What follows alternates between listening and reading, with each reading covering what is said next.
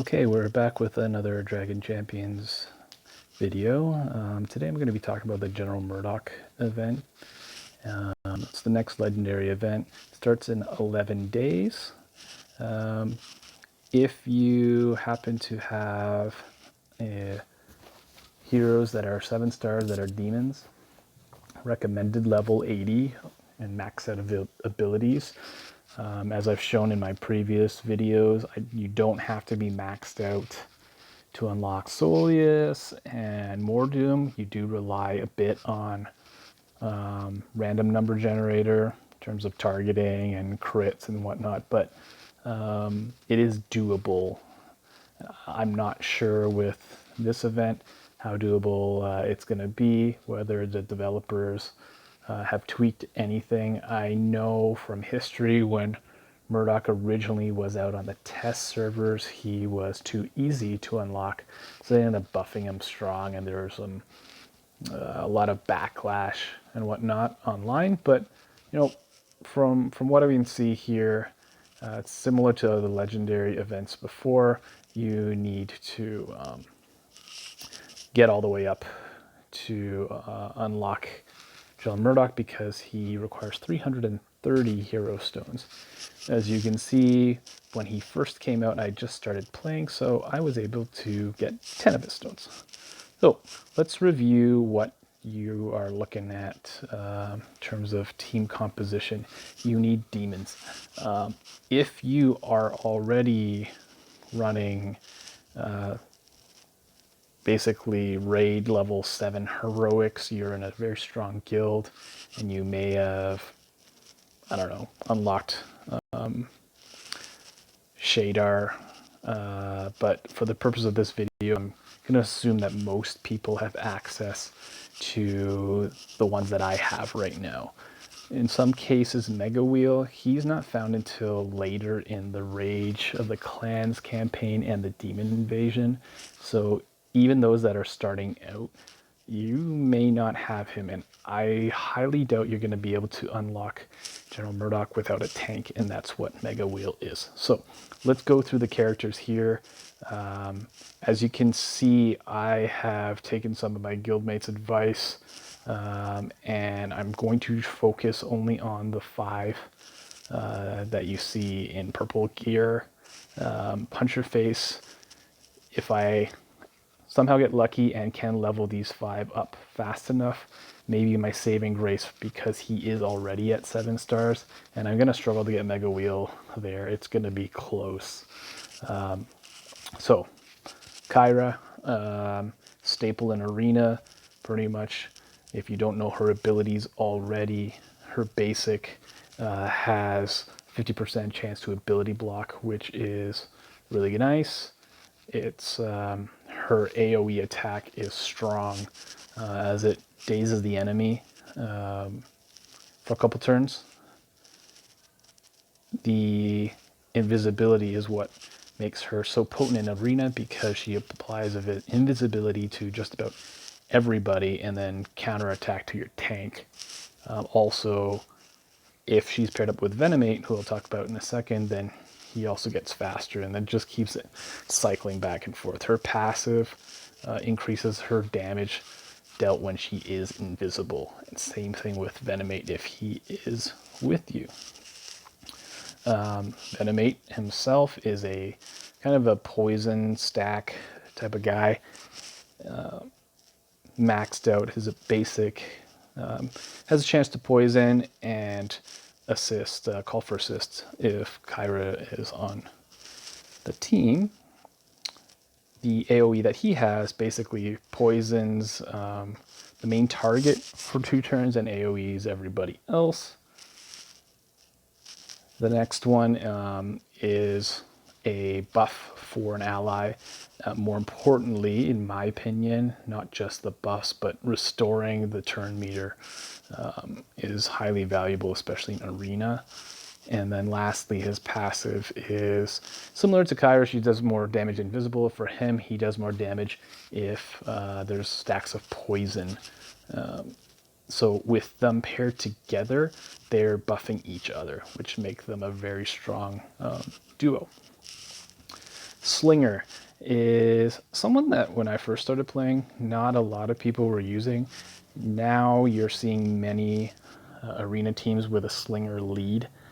His lead ability maxed out gives demons more health, but kind of an interesting thing here, every time an ally suffers a crit, basically every ally recovers 5% of their turn meter. So, and allied demons recover twice this amount. So 10% of their turn meter every time they, pretty much anybody, an ally, suffers a critical hit. I believe other than Slinger himself. This is huge when you're looking at orc teams that have Mar, pride teams that use Revel, human teams that are Freezard or crit heavy based, if they're still using Snorri. So I've fought demon teams before with Slinger leads, and it's very hard to kill them because you land a crit AoE, let's say on three or four characters, and now you've increased turn meter up to like 30 to 40%, and they're acting faster than you and pretty much burning you down. So that's his leader ability. His basic really has 50% chance to decrease their opponent's turn meter. Again, 250% damage is not a lot. 370% on his Slingshot and inflicts a damage decrease. His Cannonball is an AoE, and critical hits remove a buff, which is a nice perk because you can start removing things like taunts. And then lastly, his passive gains a damage increase, crit increase, or a crit damage increase for one turn at the end of a turn. This, again, is pretty powerful in my opinion. Every turn that he goes, he's gaining one of these. And as I talked about, when you have basically your team gaining turn meter over and over, this is just going to cycle itself. Xantara is a good mid-game healer if you can unlock her. She's 312 in Demon Invasion near the end. Clan 7-3, again, mid to late game, or if you're lucky and you get her in a premium chest. She has an interesting kit where most of her damage also heals other people. So her basic heals the ally with the lowest health by 100% of the damage dealt. This is a super powerful AoE heal that hurts herself, but really helpful heal.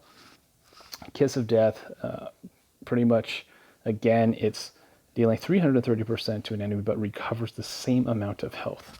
So that's a nice self-heal and a decent amount of damage, 330%.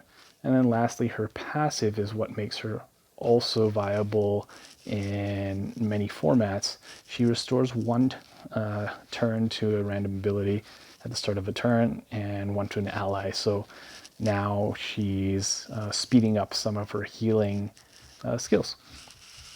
And then lastly, I'll talk about Mega Wheel. He's going to be needed for this event as a tank. Not overly strong per se, but he works on pain stacks. So his basic applies a stack of pain for 5 turns. And the pain you'll see comes into play later when I go to the next ability. His taunt, he gains cheat death and removes 2 debuffs and heals himself. This, if you think about with Slinger and gaining turn meter, the fact that you have kind of a secondary heal source for him is super powerful. The cheat death allows him to just absorb a couple more shots before he dies. So just good toolkit there. Here's where his pain stacks come into play. He does have an AoE. It does minimal 220% damage, but depending on how many stacks of pain that they have, that deals an extra 50% for each stack removed. So if he's spreading his pain, no pun intended, but around to all of the opposing team, it gives him a nice little boost to his AoE. And lastly, thrives in a all demon team because it increases crit chance by 6% for each living demon in the party. So again, I haven't figured out if it includes himself. Probably is if you are just reading what it says. So if there's 5 that are alive, that's 30% crit chance increase, coupled with the AoE, coupled with the pain, and I have seen him wipe most of a team before. I haven't talked about Puncher Face. I've seen a lot of good things in terms of even higher level arena teams that I fought against, where he burns quickly. So I'll just go through his toolkit quick. His basic is, again, turn meter recovery chance. His second ability, haste chance. And sorry, I back up. It's 400% is quite a lot. He also has an AoE, applies a taunt for 2 turns. And then lastly, he has a huge speed increase. So he, I've seen again in Arena, you've got natural speed increase, which causes massive damage potential to the team.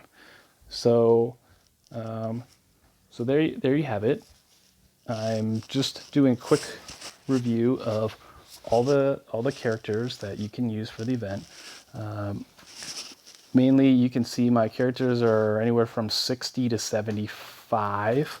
I have 11 days to get them to a viable level. I'm not concerned too much about their hero level as I am about their gear and, of course, their abilities. So I'm going to have to rely on a lot of farming. I'm going to have to rely on some of the challenges that cycle in and out.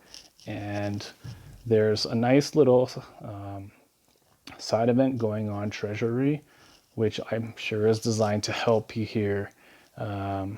Similar, if you buy premium currency, you get coins. If you're spending premium currency, you're gaining a lot of energy. This one's easy enough as it is. You're getting premium chest keys, and just logging in is giving you some ability mats for the next few days, which is helpful. 15 green ones tomorrow, so for a total of 30 and 20 blues. So I really like this game. I know some people are saying it's getting stale, but hey, those people at the top right now are just grinding because they've maxed everything out.